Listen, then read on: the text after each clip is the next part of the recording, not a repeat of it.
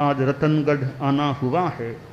परम पूज्य आचार्य श्री तुलसी की चतुर्मास भूमि और मर्यादा महोत्सव भूमि यह रतनगढ़ क्षेत्र है।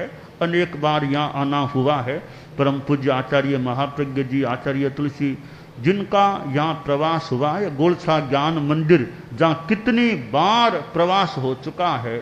तो आज राष्ट्रीय स्वयंसेवक संघ के सरसंघ चालक श्री मोहन राव जी भागवत का समागमन हुआ है और भीलवाड़ा में समागमन हुआ था, भीलवाड़ा के बाद अब हुआ है और हर वर्ष प्राय आपका मिलना आना होता रहता है।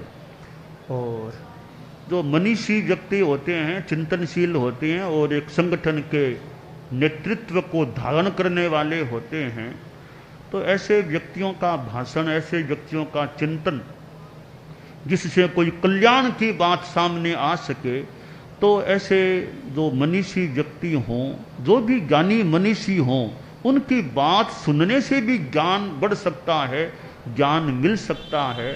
तो राष्ट्रीय स्वयंसेवक संगठन के प्रमुख श्री भागवत साहब का आना जो हर साल प्राय होता है, वो अपने आप में आपका आना भी महत्वपूर्ण है। रुकना चाहे जितना समय हो उतना हो, आपका आना भी अपने आप में महत्वपूर्ण है कि ऐसे विशेष व्यक्ति का समागमन हुआ है। तो आप यहाँ आते रहते हैं। इस बार हमारे एक तो कमी हो गई, हमारे साध्वी प्रमुखा कनक प्रभा जी जो भीलवाड़ा में तो थे, उसके बाद उनका देहावसान महाप्रयाण हो गया था। तो वो हमारे साथ विराजती थी, प्राय 80 बरस पार कर चुकी थी। फिर विशेष बीमारी ने अपना घर, अपना स्थान ले लिया और थोड़े समय के बाद ही उनका महाप्रयाण भी हो गया।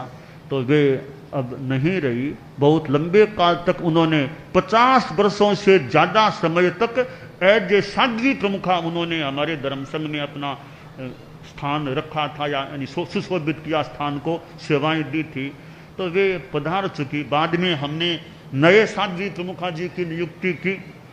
साध्वी प्रमुखा विस्तृत विवादी हैं, तो कनक प्रभा जी के जाने के बाद उनकी जगह पर हमने आपको वो स्थान दिया है साध्वी प्रमुखा का। अब आप सेवाएं दे रही हैं। आज भी हमारे वैसे पढ़े लिखे हैं, विदेश में भी पहले गए हुए हैं और पहले समणी थे, अध्ययन किया हुआ है, कार्य भी किया हुआ है, हमारे संघ में भी कार्य करते रहे हैं। अब आपको साध्वी समुदाय में वो सर्वोच्च स्थान साध्वी प्रमुखा का है, वो आपको दिया हुआ है, आप अब सेवाएं दे रहे हैं। तो ये हमारे अहिंसा यात्रा चल रही थी और उसका फिर हमने दिल्ली में वो जो ऑफिशियल यात्रा थी उसका समापन कर दिया तालकटोरा स्टेडियम में। और आपका भाषण भी हुआ था उसमें, वो ऑनलाइन के रूप में, वर्चुअल रूप में आपका भाषण भी हुआ था। तो वो अहिंसा यात्रा हमने वैसे संपन्न कर दी।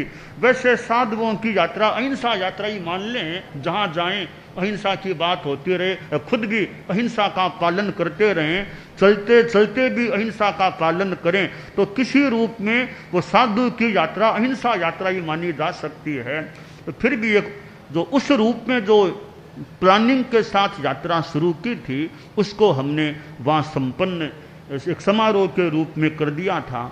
तो आज यहाँ रतनगढ़ में आना और श्री भागवत साहब से मिलना होना दोनों प्रसंग बन गए हैं।